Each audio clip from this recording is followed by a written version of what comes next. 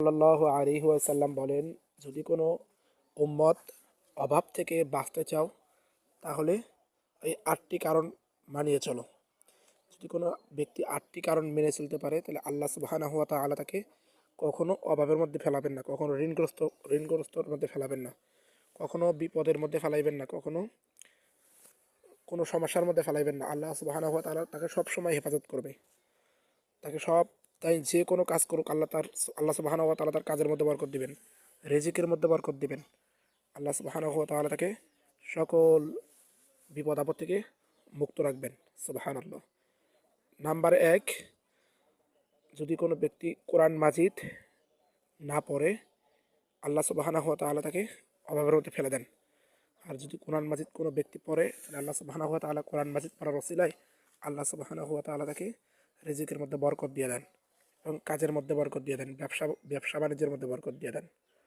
Number ২, যদি কোনো ব্যক্তি বাড়িতে মেহমান আসে, আমরা অনেকে আছি আমাদের বাড়িতে যদি কোনো মেহমান আসে আমরা মুখ গোমরা করে থাকি, অসন্তুষ্ট হয়ে থাকি না। আল্লাহ সুবহানাহু ওয়া তাআলা বলেন, যদি কোনো ব্যক্তির বাড়িতে মেহমান আসে, যদি কোনো বান্দার বাড়িতে মেহমান আসে তাহলে আল্লাহ সুবহানাহু ওয়া তাআলা তাকে ওই বান্দার রিজিকের মধ্যে বরকত দিয়ে দেয়। সুবহানাল্লাহ। আর হ্যাঁ, মেহমান আসলেই মেহমানের রিজিক নিয়েই মেহমান আসেন বাড়িতেই।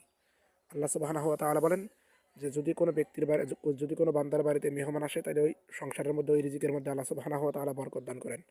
কারণ হাদিস দ্বারা প্রমাণিত, হযরত ইব্রাহিম আলাইহিস সালাতু ওয়াস সালাম সব সময় তিনি বলতেন, সব সময় দোয়া করতেন যে আল্লাহ আমাদের বাড়িতে যেন প্রতিদিন মেহমান আসে, আমার বাড়িতে যেন প্রতিদিন মেহমান আসে।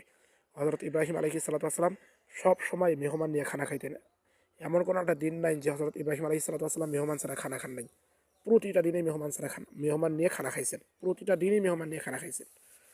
তাহলে নাম্বার ২, মেহমান আসলে অসন্তুষ্ট হওয়া যাবে না, মুখ গোমড়া করা যাবে না।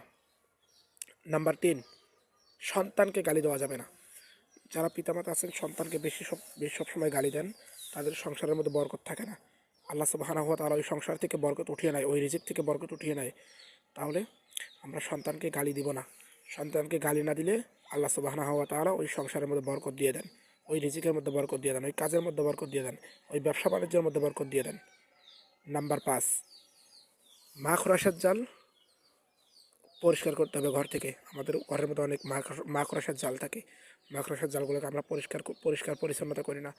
না, যদি কোনো ব্যক্তি ঘরের মাকড়সার জালগুলো পরিষ্কার পরিচ্ছন্নতা করে আল্লাহ সুবহানাহু ওয়া তাআলা ওই মাকড়সার জালগুলো পরিষ্কার করার ওসিলায় আল্লাহ সুবহানাহু ওয়া তাআলা তাকে রিজিকের মধ্যে বরকত দিয়ে দেন, তার কাজের মধ্যে বরকত দিয়ে দেন। আরও আছে কোনো কোনো